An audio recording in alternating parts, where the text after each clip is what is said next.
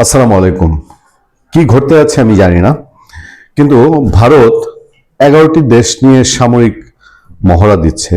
সেই সামরিক মহড়ায় বাংলাদেশ নাই, তার প্রতিবেশী অন্যান্য দেশ আছে কিন্তু বাংলাদেশ নাই।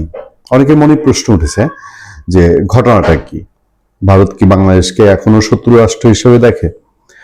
আসলে এই আশঙ্কাটা আমরা রাখতে চাই না, কারণ আনুষঙ্গিক যে পরিস্থিতি, সে পরিস্থিতিতে এখন অনেক চেঞ্জ।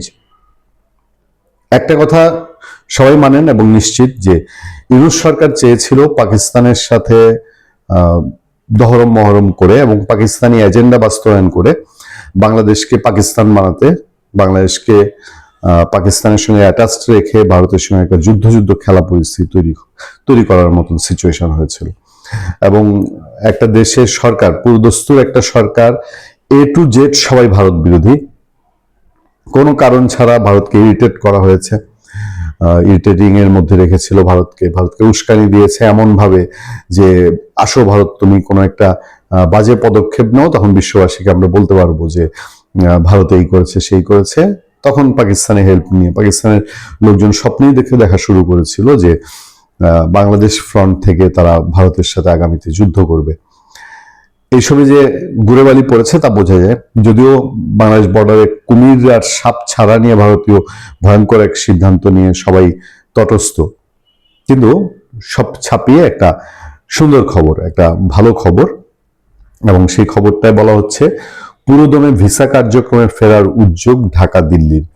বাংলাদেশ সব ধরনের ভিসা দিচ্ছে এবং ভারতও কয়েক সপ্তাহের মধ্যে পুরোদমে ভিসা কার্যক্রমে ফিরবে বলে ইন্ডিয়ান এক্সপ্রেসের খবরে বলা হয়েছে।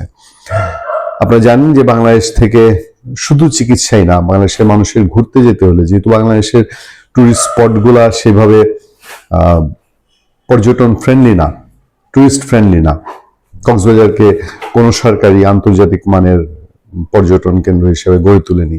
বান্দরবন, রাঙ্গামাটিতে, খাগড়াছড়িতে বিশাল সম্ভাবনা থাকলেও সেখানে আমাদের সরকারের কোনো নজর পড়েনি। ফলে বাংলাদেশের মানুষের ঘোরার একটা অনন্য সুযোগ অল্প খরচে, সেটা হলো ভারতের এই প্রান্ত থেকে ও প্রান্ত বাংলাদেশে প্রচুর মানুষ ঘুরে বেড়ায়। এগুলো সবকিছু বন্ধ হয়ে গিয়েছিল ইউনূস সরকারের হঠকারী সিদ্ধান্তের কারণে। প্রায় 1.5 বছর টানাপোড়েনের পর দ্বিপক্ষীয় সম্পর্ক স্বাভাবিক করার অংশ হিসেবে পুরোদমে ভিসা কার্যক্রমে ফেরার উদ্যোগ নিয়েছে বাংলাদেশ ও ভারত। বাংলাদেশ এরই মধ্যে সব ধরনের ভিসা দেওয়া শুরু করেছে এবং ভারতও কয়েক সপ্তাহের মধ্যে ধাপে ধাপে পুরোদমে ভিসা কার্যক্রমে ফিরবে বলে ইন্ডিয়ান এক্সপ্রেসের খবরে বলা হয়েছে। ভারত ভিত্তিক সংবাদ মাধ্যমটি লিখেছে, গেল মাসে দিল্লি সফরের সময় বাংলাদেশের পররাষ্ট্রমন্ত্রী খলিলুর রহমান যেসব বিষয় তুলে ধরেছিলেন, ভিসার স্বাভাবিকরণের বিষয়টি সেই তালিকার উপরের দিকে ছিল। সরকারি উদ্যোগ না থাকলে হয় না। ইউনূস সরকার উদ্যোগ তো দূরের কথা, তারা আরো খারাপ করেছিল। শেষ দিকে এসে তো দূতাবাস বন্ধ হওয়ার উপক্রম হয়েছে এবং ইউনূস সরকারের উস্কানিতে ভারতীয় দূতাবাসমুখী ঘেরাও কর্মসূচি পালন করা হয়েছে। এমন বক্তৃতা দেওয়া হয়েছে যেটা দুই প্রতিবেশী দেশের সম্পর্ক কখনো ঠিক রাখতে পারে না। নয়াদিল্লি, কলকাতা, আগরতলা ও চেন্নাই সহ বাংলাদেশের সব ভিসা কেন্দ্র বর্তমানে চালু রয়েছে। ফলে ভিসা কার্যক্রমে ফিরছে নয়াদিল্লির কাছ থেকে দ্রুত প্রয়োজনীয় পদক্ষেপ দেখতে চাইছে ঢাকা। ভারতে বাংলাদেশের হাই কমিশনার রিয়াজ হামিদুল্লাহ তিনি ইন্ডিয়ান এক্সপ্রেসকে বলেন, গত বছরের ডিসেম্বরে আমাদের কিছু কেন্দ্রে ভিসা কার্যক্রম সাময়িকভাবে স্থগিত করতে হয়েছিল, পরে ফেব্রুয়ারিতে তা পুনরায় চালু করা হয়েছে।